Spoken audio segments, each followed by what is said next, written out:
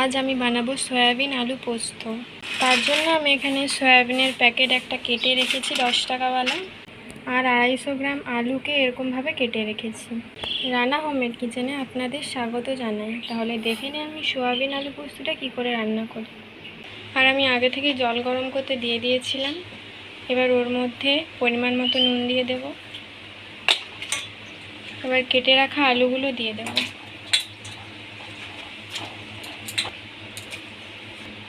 আর সয়াবিনগুলো দিয়ে দেবো, দিয়ে ঢাকা দিয়ে সেদ্ধ করতে দেবো। 10 মিনিট পর আমি এবার ঢাকাটা খুলে নেব। সেদ্ধ হয়ে গেছে কিনা খুন্তিতে কেটে দেবো। সেদ্ধ হয়ে গেছে, এবার আমি নামিয়ে নেব। একটি ছান্তার সাহায্যে জল ঝরিয়ে নেব।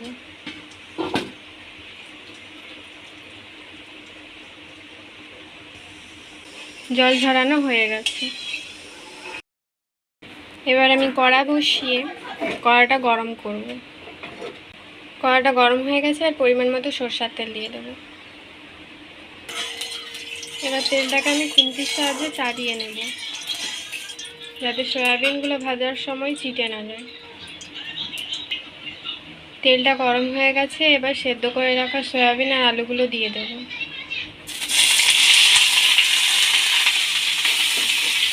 দিয়ে এবার হালকা ভেজে নেব।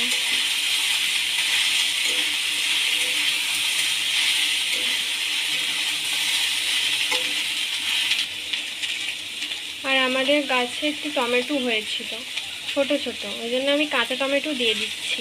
আপনারা চাইলে এখানে পাকা টমেটো অ্যাড করতে পারেন। অল্প পরিমাণে হলুদ গুঁড়ো, অল্প পরিমাণে লঙ্কার গুঁড়ো দিয়ে ভালো করে ভেজে নেব।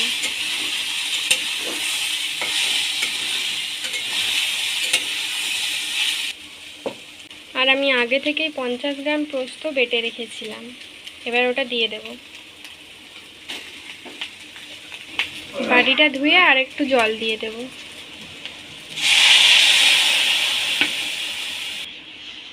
দিয়ে ভালো করে কষিয়ে নেব। এবার আমাদের স্বাদ মতো নুন দিয়ে দেব।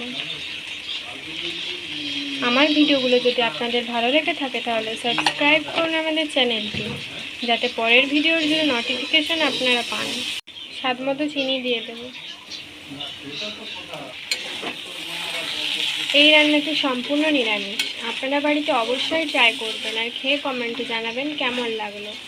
আমি যেহেতু এখানে নিরামিষ রান্নাটা করছি, তাই আমি এখানে পেঁয়াজ দিইনি। আপনারা যদি আমিষ খেতে চান তাহলে পেঁয়াজ দিতে পারেন। কষানো হয়ে গেছে, এবার আমি জল ঢেলে দেব। আমি এখানে অল্প পরিমাণে জল দিচ্ছি, কারণ আমি সেদ্ধ করে রেখেছিলাম।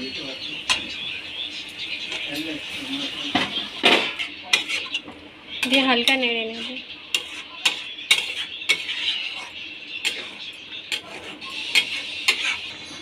আর একটি কাঁচা লঙ্কা চিড়ে দিয়ে দেব। এবার উপরে আমি কাঁচা সরষের তেল ছড়িয়ে দেব। আমি এখানে কারণ এখন যা গরম পড়েছে, বেশি তেল মশলা খাওয়া শরীরের পক্ষে ক্ষতিকর, তাই আমি এখানে কম তেল মশলা দিয়ে রান্নাটা করছি। আমার সয়াবিন আলু পোস্ত তৈরি। এবার আমি নামিয়ে নেব। নামানো হয়ে গেছে। এটি খেতে খুব টেস্টি হয়েছে। এটি গরম গরম ভাতের সাথে খেলে আর কোনো তরকারির প্রয়োজন পড়বে না। তো ভালো থাকবেন, সুস্থ থাকবেন, টাটা।